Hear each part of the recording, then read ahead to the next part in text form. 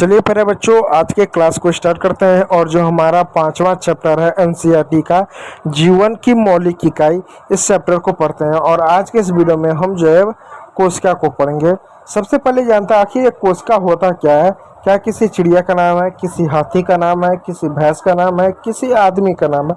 आखिर ये कोशिका होता क्या है क्या चीज़?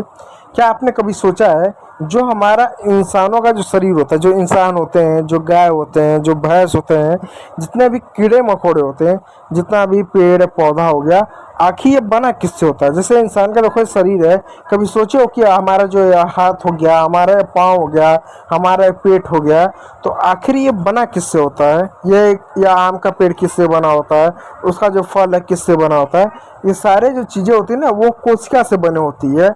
यानी कोशिका जो होता है ना, वो किसी भी चीज़ का, जैसे हमारे शरीर है, ये जो होता है ना, छोटी छोटी कोशिकाओं से मिलकर हमारा पूरा शरीर बना है। ठीक है, जैसे आप एग्जांपल इस घर का लो। अब ये घर देखो, ये घर किससे बना हुआ है? ये घर देखो छोटी छोटी ईंटों से बना हुआ है। तो क्या छोटी छोटी ईंटों से डायरेक्ट घर बन गया? नहीं, पहले छोटी छोटी ईंटों से क्या वहाँ पे एक दीवार खड़ा हुआ, फिर दीवार से आपका क्या कई सारे कमरे बने, फिर उस कई सारे कमरों से आपका क्या एक पूरा घर बना। ठीक उसी प्रकार हमारे शरीर में से छोटी छोटी छोटी छोटी छोटी छोटी छोटी छोटी कोशिकाएं होती हैं। उन कोशिकाओं से मिलकर क्या हमारा जो है उत्तक बनता है। इस तरीके से क्या आपका उत्तक बनता है। और इन कई सारे उत्तक से क्या होता है, हमारा अंग बनता है। जैसे लीवर बनेगा, फेफड़े बनेगा, फिर किडनी बनेगा, मतलब किडनी बनेगा, खून बनेगा, ऐसे हड्डी बनेगा, बाल बनेगा, नाखून बनेगा, ऐसे बहुत सारी कोशिकाओं से मिला कर क्या ये सारी चीज़ें बनते हैं। और उन सभी अंगों से क्या बनता है, हमारा जो होता है शरीर बनता है। इस तरह से बहुत सारे अंग बनेंगे, उन सारे अंगों से क्या होता है, हमारा शरीर होता है। यही चीज़ गाय भैंसों में भी होता है। गाय भैंसों में भी बहुत सारी कोशिकाएं मिलती हैं, उन कोशिकाओं से उत्तक बनेगा, उन उत्तकों से क्या होगा, ऐसे बहुत सारे उनके भी अंग बनेगा, फिर पूरा वो शरीर बनता है। अब सवाल उठता है, भाई यह हमें कैसे पता चला कि हमारा शरीर जो छोटी छोटी कोशिकाओं से बनता है? ये बताया किसने? तो देखो यार, ये हमें ना 1665 में पता चला कि जो हमारा जो शरीर है, जो जंतुओं का जो शरीर है, जो जानवरों का, जो पेड़ पौधों का, जिसका भी शरीर है, जितने भी जीवित प्राणी हैं, सबका शरीर किससे बनता है? कोशिका से बनता है। इसकी जानकारी हमें कब हुई? इसकी जानकारी 1665 में हुई। कब हुई?